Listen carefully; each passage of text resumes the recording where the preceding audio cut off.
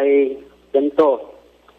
Maliligtas pa din ba ang tao kahit di siya umalis sa iglesyang kanyang kinaaniban sa ngayon? Dahil doon sa iglesyang yun, doon ito nagbago. Dating masama at doon siya nakakilala ng Diyos. Dahil mabait daw ang pastor, kahit mali-mali ang turo sa mga miyembro. Ano po ang masasabi ng Biblia patungkol dito? Alam mo, si Pablo ang apostol, kapatid, nasa relihiyon siya ng mga Hudyo. Nung makita niyang mali yun, umalis siya ron. Kahit na yung kanyang mga magulang, mga kababayan niya, mga kamag-anak niya, ay taga roon sa relihiyon ng Hudyo, nung makita niyang mali, umalis siya ron Basahin natin yung 1:13 ng Galacia. Sapagkat inyong nabalitaan ang aking pamumuhay ng nakaraang panahon sa relihiyon ng mga Hudyo, kung paanong aking inuusig na malabis at nilipol ang iglesia ng Diyos, at ako'y nangunguna sa relihiyon ng mga Hudyo ng higit kaysa marami sa aking mga kasinggulang sa aking mga kababayan.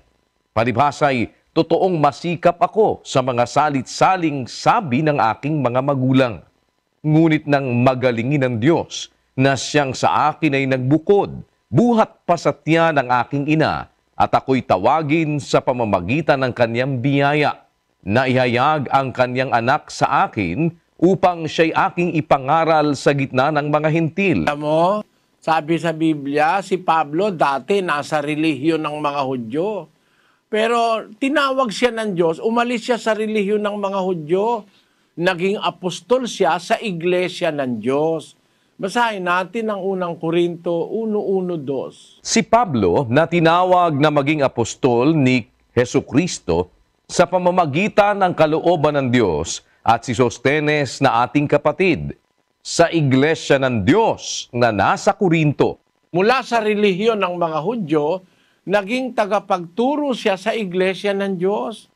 Kaya umalis siya doon sa relihiyon na yon. Bagaman si Pablo sa mga relihiyon ng mga Hudyo, wala siyang kapintasan sa kautusan. Sumusunod siya sa lahat ng kautusan ng iglesia nila o ng relihiyon niya. Pero nung makita niyang mali, umalis siya ron. Utos kasi ng Diyos umalis sa mali. Kahit nasabihin mo pang ang babait nung mga taong kasama mo, mabait lang pantao, sabi ng Diyos yun sa unang Korinto sa Kapitulo 1, ang sabi ng Diyos sa 19, sapagkat nasusulat, iwawalat ko ang karunungan ng marurunong, at isasawala ko ang kabaitan ng mababait. Kasing mababait, mabait lang pantao sa nakikita mo. Pero yung kalooban, nakikita ng Diyos, hindi naman tunay na mabait, nagpapakunwari lang. 16:15 ng Lucas. At sinabi niya sa kanila, kayo ang nag-aaring ganap sa inyong sarili sa paningin ng mga tao, datapwat nakikilala ng Diyos ang inyong mga puso, sapagkat ang dinadakila ng mga tao ay kasuklam-suklam sa paningin ng Diyos. Meron palang mabait, dakila sa mga tao kasi nagpapakitang tao, mabait siya. Pero kasuklam-suklam sa Diyos. Kaya sabi ng Diyos, isasawala ko ang kabaitan ng mababait. Merong mabait pakitang tao. Kung yun ang pagbabatayan mo, kaya ka magrirelihiyon, mali ang batayan mo. Kasi bait-baitan lang pala, nakatago. Pagka bait-baitan lang, hindi batayan yon ang sa relihiyon. Pagka nakita mong mali, kahit pa mabait pa, kahit ako mabait, halimbawa, mabait ako. Palagay mo, mabait ako, mali naman turo ko, lumayas kayo. Huwag kayong sasama sa akin. Kasi yun ang nakasulat, 16:17 ng Roma. Ngayon ipinamamanhik ko sa inyo, mga kapatid, na tandaan ninyo yaong mga pinanggagalingan ng pagkakabahabahagi at ng mga katitisuran laban sa mga aral na inyong nangapag-aralan, at kayo'y magsilayo sa kanila.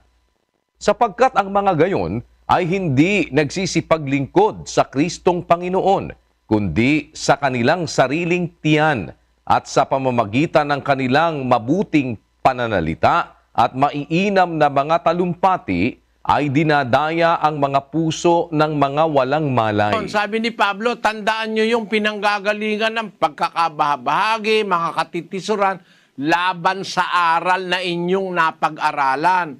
Sa makatid, ang napag-aralan ng mga Kristiyano nung una, yung aral na totoo, merong nagtuturo, mali dun sa aral na yon, laban dun sa aral na napag-aralan nila. Sabi ni Pablo, humiwalay kayo sa kanila, lumayo kayo sa kanila, magsilayo kayo, sapagkat ang mga gayon hindi naglilingkod kay Kristong Panginoon, kundi sa kanilang sariling tiyan. Ang pinaglilingkuran yung sarili nilang pakinabang at interes. Pinapahiwalay ka ron. Dapat humiwalay ka doon sa mali, kahit pa sabihin nilang mabait sila, pag mali, aalis ka sa mali. Yun ay nakasulat sa maraming talata sa Biblia. Pag mali, dapat umalis ka. Sa 6:17 ng 2 Korinto, sa Cebuano, pakinggan mo ha.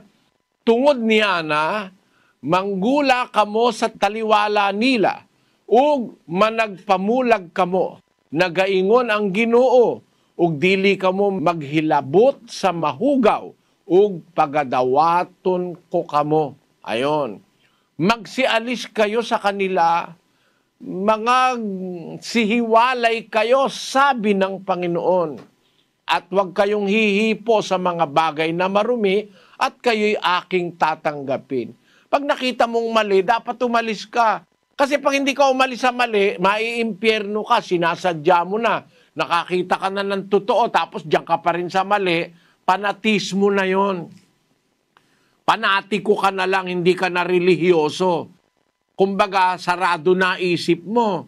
Hindi ka magiging dapat sa Diyos. Pag alam mo ng mali, doon ka pa rin. Mali po yon. Sana naunawaan mo, kapatid na Mark, ang sagot sa tanong mo. Maraming salamat po, Brother Eli.